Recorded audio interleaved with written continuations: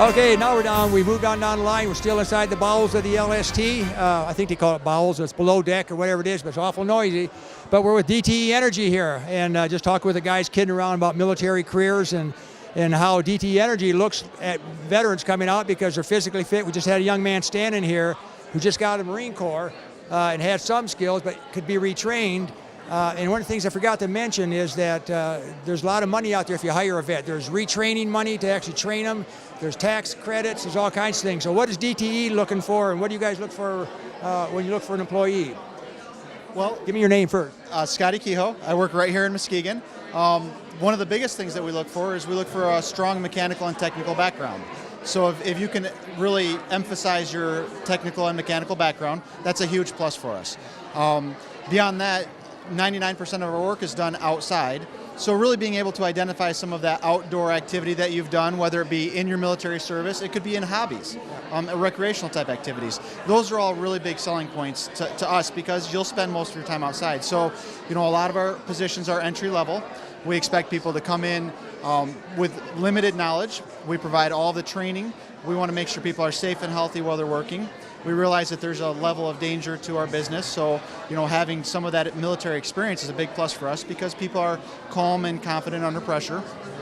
Those are really excellent things to emphasize if you're looking for a career at DT. And like I said, we provide all the training, we provide all the tools to bring people up to speed, and that's really the basis is mechanical, technical, outdoor experience, the real confidence and under pressure. Those are all very positive elements at DTE for us. Well, that Marine is probably a good example. Physically fit, obviously. I mean, you have 4 years of nothing but physical training.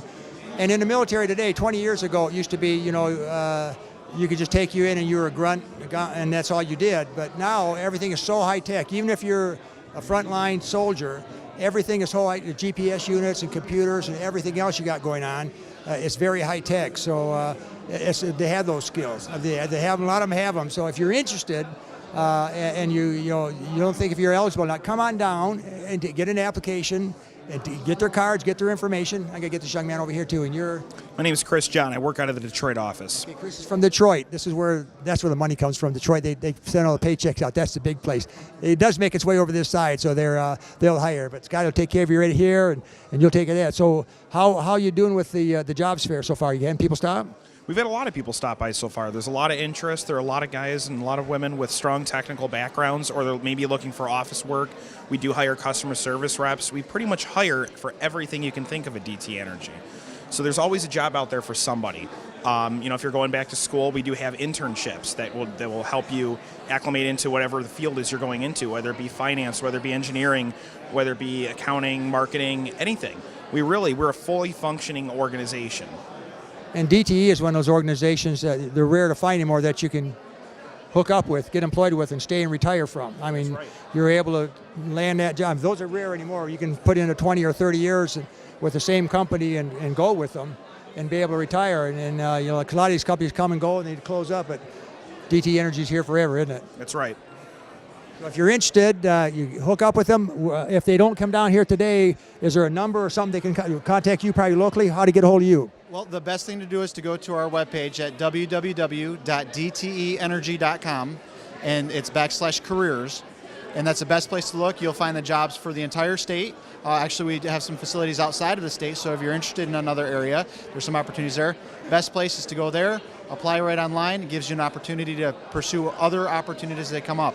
It's the best place, best way to handle it. And to your point, DT is a great place to retire from. I plan to put 40 years in here, and I recommend that to anybody. So we were just talking about military retirement and doing, and like I said, that's the truth. There's very few companies anymore that you can start with and say, I'm going to retire from here. I'm going to make a career out of it. And DTE is one of those, and they always have been a good place to get into. It's one of those plum jobs you want to get. So if you want to, you got we'll probably put up on the bottom of the screen there, that website again, or we'll be able to repeat it for you. So go online if you weren't able to get here today and fill it out, and then get to talk to somebody. They'll call you back and they'll talk to you. All right? Thanks a lot, guys. Appreciate your time here. All right. All right, now we're down the table here with Millwrights and Carpenters, right? And I got a couple of young men here. Then they're going to tell us about what's going on. And we're working on some things now with veterans who are in the military that were a millwright or a carpenter, because those jobs are in the Air Force and all the armed forces.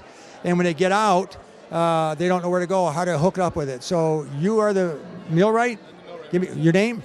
Bill Kenny, Millwright 1102. Okay, and out of where? I mean, what? Actually, out of the west side of the state of Michigan, up Kalamazoo all the way up to Manistee. So you guys really travel then to get in there. Oh yeah, we cover. Our local actually covers the whole state. So yeah, we've got about 1,800 members throughout the state, and what we do is what we're representing today is our apprenticeship program. We work real closely with the helmets to hard hats, direct entry right into the program.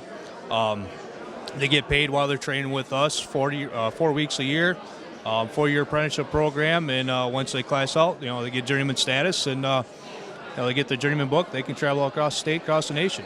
So if somebody did this in the military, it was a millwright in the military, Navy and whatever, they have them. The millwrights are in the Navy too, and military. Yeah. So how would they hook up with you guys? How do they get it back to you? Do they have to go through work first, or they just? Nope, they can call us direct. We got some brochures here. They can call us direct, or if they go to ubc.org, we have a link on the website. The helmets to hard hat, the sign and registration. That information gets back to us, and we contact them. All right. Yeah, very easy process. Very easy process. You're the carpenter man. Yes. All right, and basically, what do you guys do?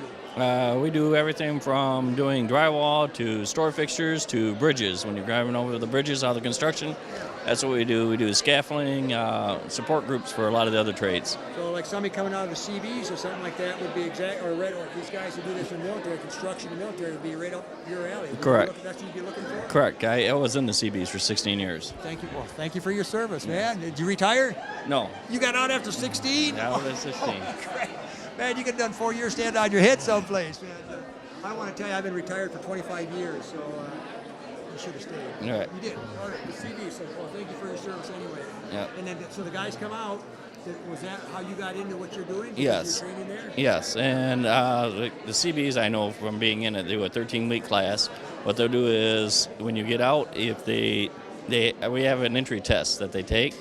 The entry test for normal people, they have to score an 85. The only reason we have the hard hats, the helmet to do it is so we know where to place them and what they have, but they're automatically accepted. And that gives us an idea of where to work with them and where their weak spots are. But other than that, they're automatically accepted. So did you find your training in the military pretty comparable to what's going on in the real world when you come back? The training with the Carpenters is more intense, and the training with the military was different because they wanted the job done. The training with the union is actually about quality. It's more about quality because this is something you're turning over that's going to last for 20, 30 years. Whereas the military was hurry up and get it. Temporary, get it done because we got to get planes, we got to get troops in here. Right. We want down to the next one. Right. So it's two different styles, but yes, it was comparable in some cases. Background for us, so you understood it.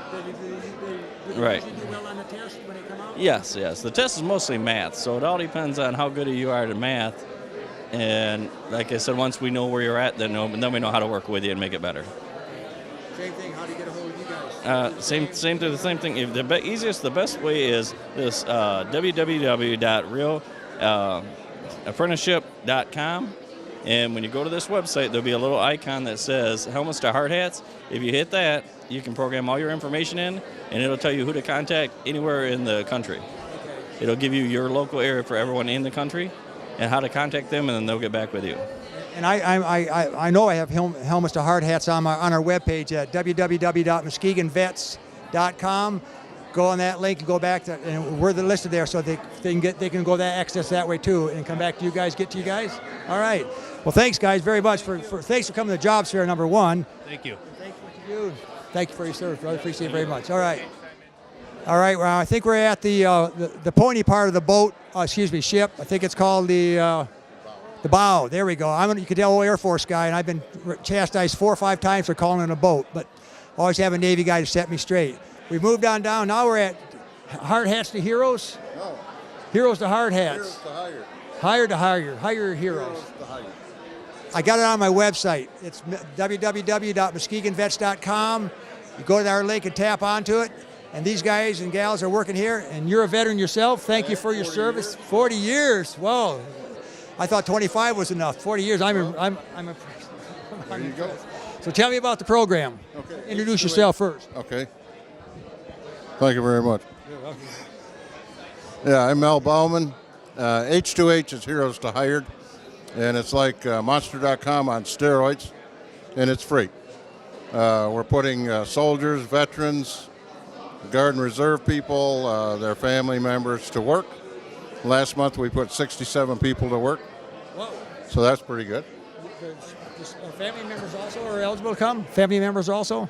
Yes, family members, all branches of service. That's all right. We can edit that out, I imagine. He's good at that. Okay. Family members. But anyway, family members, and it's working. It's a good program. It gives employers the opportunity to get in touch with a large group of qualified people, and it gives the soldiers and the veterans and the family members the opportunity to get in touch with a lot of military-friendly employers. So it works. It's a good program. Well, and that's the important thing is, we have these military men and women coming home. We know they have skills. We just have to hook them up with it before they leave the state. We talked earlier about what's going on at the state level. Well, we got a lot of bills coming down legislatively that are recognizing military training with the CDL license and millwrights and any kind of a career field that has a license or certificate awarding. Is the state's looking at that and getting hooked up and using those skills and keeping those people here. So they're coming home and going through a big, long training program. They've already been trained. We can maybe expedite the training, narrow it down, or offer the employer additional funds that's out there to hire that vet and get them trained. So for what your guys are doing then. Drivers, one of the companies that I deal with was looking for hazmat qualified drivers. Got a whole company of them up in Traverse City. The veterans are better trained drivers than most of the civilians on the road. Well, I got the chance to get their CDL, but that's what it is. That's what just getting passed. Wait for the governor to sign it, and that's what we kind of pitched it down there. We said, look, if this guy or gal can drive this truck down the highway, and somebody's trying to kill them, you don't think they can get through the potholes in Michigan and get to where they got to go? Come on, give them a break. So they laughed a little bit at that one, but the bottom line is they're going to pass that. Yep. And you, Beth Gillette, one of our volunteers. Beth Gillette, Brent Gillette, any relation to Brent Gillette? Not that I know of. Oh, okay, he's a big guy with the unions and stuff down there. So Nothing. what do you do? Well, I am an employer, but I'm also a volunteer with ESGR, and ESGR and H2H are partnered together. And as a volunteer, there are hundreds of volunteers in the state of Michigan, and I am one of them. And I work with MEL, H2H, and ESGR to assist the veterans with jobs and any employment issues that they may have. Whoa. And so I volunteer my time for this. Well, thank you for volunteering and taking care of vets. We appreciate that. Volunteers. I'm pleased that I can do it. Somebody said, I always get this thing when I'm talking, well, I'm not a vet. I said, well, you don't ever apologize because you're not a vet. You don't have to be a vet to help vets, and that's the important thing. If you're in a position that you can reach out and thank a vet because you're in a position of doing so, or just give them some guidance, that's just as good as being a vet to us, because you're doing the right thing. So I'm pleased that I can do it. well, thank you for what you do. Again, this is on our website, www.veterans.com, muskegonveterans.com, and then we can hook up the link right there. Exactly. All right. Sure. Thank you for your service. Sure. Thank you for Thank you very much.